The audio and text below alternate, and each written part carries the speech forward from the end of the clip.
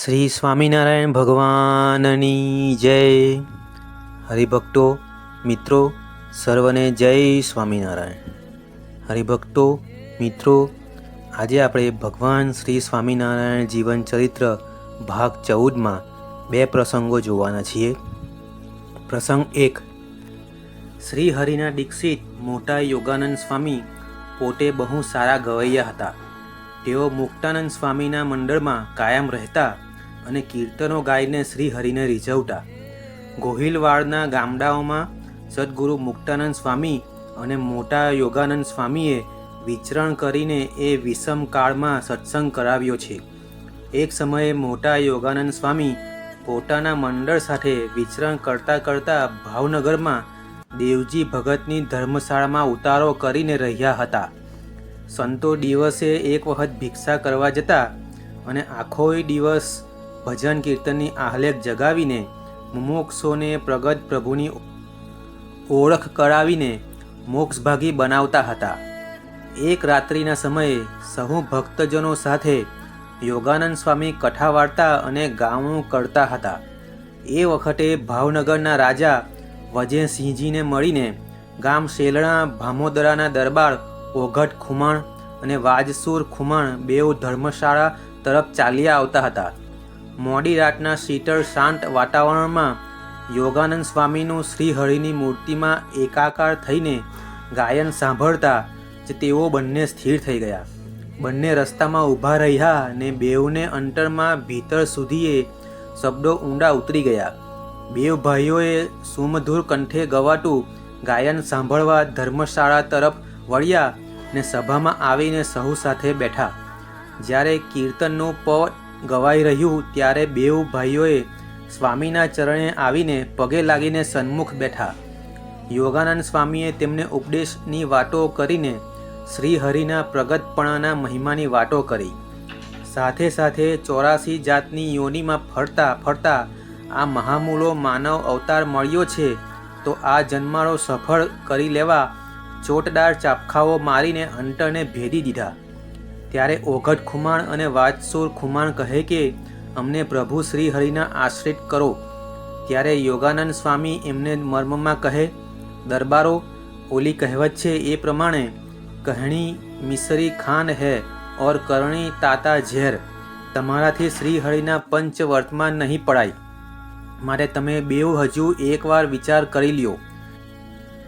ત્યારે બંને શૂરવીર દરબારો કહે, અરે સ્વામી, તમારા વર્તમાન શું અમે ન પાડી શકીએ? તમારા દેખતા જ તમે જુઓ. એમ કહીને ઊભા થઈને થોડાક આઘેરા એક પથ્થરની શિલા હારે પોતાની બંદૂકો પછાડીને 3 કટકા કરી નાખી. વાજસુર ખુમાણ સાખી બોલ્યા જે, વા ફરે વાડર ફરે, ફરે નદીના પૂર, પણ સુરા બોલ્યા ન ફરે, ભલે ને પશ્ચિમ ઉગે સૂર. આમ બેવની અડગ શૂરવીરતા જોઈને યોગાનંદ સ્વામીએ એમને વર્તમાન ધરાવ્યા અને સત્સંગી કર્યા. સમય વીત્યે એ ખુમાણ ભાઈઓ ગઢપુર પધારેલા. એ વખતે એમને લાડુબા જીવુબાના જગદંબા સ્વરૂપે પણ દર્શન થયેલા.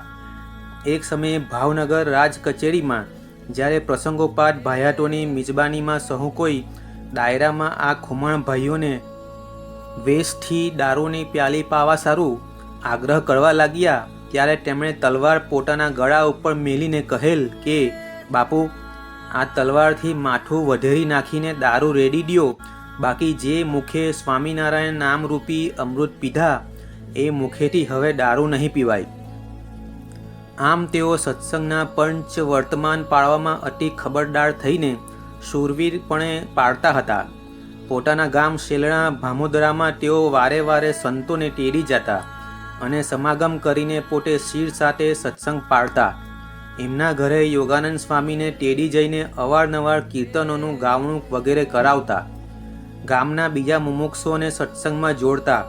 હાલ પણ એમના વંશજોમાં સારો સત્સંગ છે અને સદગુરુ યોગાનંદ સ્વામીના વગાડેલા પ્રસાદીના ડુક્કડ અને સિતાર વગેરે સંગીતના સાધનો એમના ઘરે છે. વળી સ્વામીએ રાજી થઈને શ્રીજી મહારાજના ચરણાવીન પણ આપેલ છે. શ્રી ગઢપુર ધામ મહિમા માટે. હરિભક્તો મિત્રો, મારી ચેનલને સબસ્ક્રાઈબ કરવાનું ભૂલતા નહીં અને આ વિડીયો જો પસંદ આવ્યો હોય એટલે કે આ પ્રસંગ જો પસંદ આવ્યો હોય તો લાઈક કરવાનું ભૂલતા નહીં. જય સ્વામિનારાયણ. પ્રસંગ 2. સદગુરુ શ્રી નિષ્કુળાનંદ સ્વામી સત્સંગમાં વૈરાગ્ય મૂર્તિ તરીકે અતિ પ્રસિદ્ધ છે. તેમનો ત્યાગ જડભરત અને સુખજી સમાન હતો. સ્વામી પાણી પીવા સારું ટુંબડી પણ ન રાખતા, નાળિયેરની કાચલી વાપરતા, કાયમ ભોંય પથારીએ સૂતા અને જૂના વસ્ત્રો પહેરતા. વળી ભોજનમાં પણ અતિશય નિસ્વાદી વ્રત રાખતા. એક વખત સદગુરુ નિષ્કુળાનંદ સ્વામી વડોદરા ગયા. ત્યાં સદગુરુ ગોપાળાનંદ સ્વામી હતા. તેમણે સ્વામીને થોડા દિવસ રોકાવાનો આગ્રહ કર્યો, પણ વૈરાગ્ય મૂર્તિ નિષ્કુળાનંદ સ્વામી ને તે શહેર પાટણમાં રહેવાનું તેમને રૂચે નહીં. તેથી ત્યાંથી ગઢડે જવાની ઈચ્છા કરી. સદગુરુ ગોપાળાનંદ સ્વામી તો સ્વામીની રુચિ જાણતા જ હતા, પરંતુ વડોદરાના પ્રેમી હરિભક્તોનો આગ્રહ જોઈને સ્વામીને રોક્યા. ગોપાળાનંદ સ્વામી સાથે શરત કરી કે દરરોજ સાદી રસોઈ જ બનાવરાવશો. એ શરતે નિષ્કુળાનંદ સ્વામી વડોદરા થોડા દિવસ રોકાયા. સદગુરુ નિષ્કુળાનંદ સ્વામી તરફ સર્વ સત્સંગીઓનો ભારે પૂજ્યભાવ હતો. તેથી જે કોઈ દર્શને આવે તે સ્વામીને આસને મેવા મીઠાઈ ભેટ લાવે. એ રીતે સ્વામીને આસને મેવા મીઠાઈના પડિયાની ખૂબ સંખ્યા થઈ ગઈ. તે સ્વામીને ગમે નહીં, પણ ભાવિક ભક્તોને શું કહેવું. એવામાં એક દિવસે રોંઢા ટાણે નિષ્કુળાનંદ સ્વામી પોતાના આસને બેઠા હતા. એ વખતે ગોપાળાનંદ સ્વામી ત્યાં આસને આવ્યા.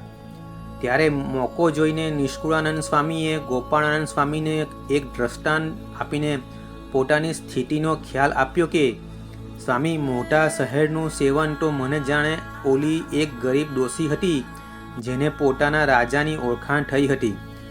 એક વખતે તે કૂબામાં ઉતરી બેઠી, તે કોઈ વાટે નીકળતી નહોતી.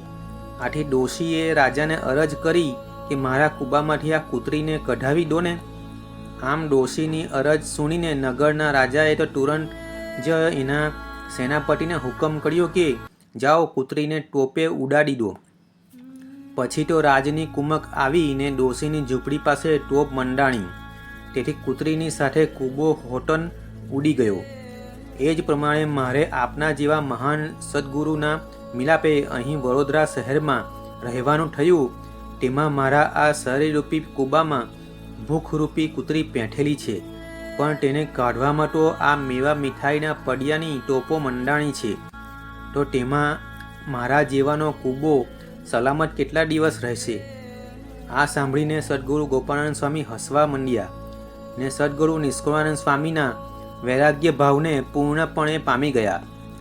સ્વામીએ તુરંત જ મંડળના સેવક સંતો તેમજ ત્યાંના હરિભક્તોને બોલાવીને કહ્યું કે જુઓ, તમારો ભક્તિભાવ ઘણો છે, પણ નિષ્કુળાનંદ સ્વામી રહે ત્યાં સુધી તેમની રુચિ પ્રમાણે સહુ કરજો.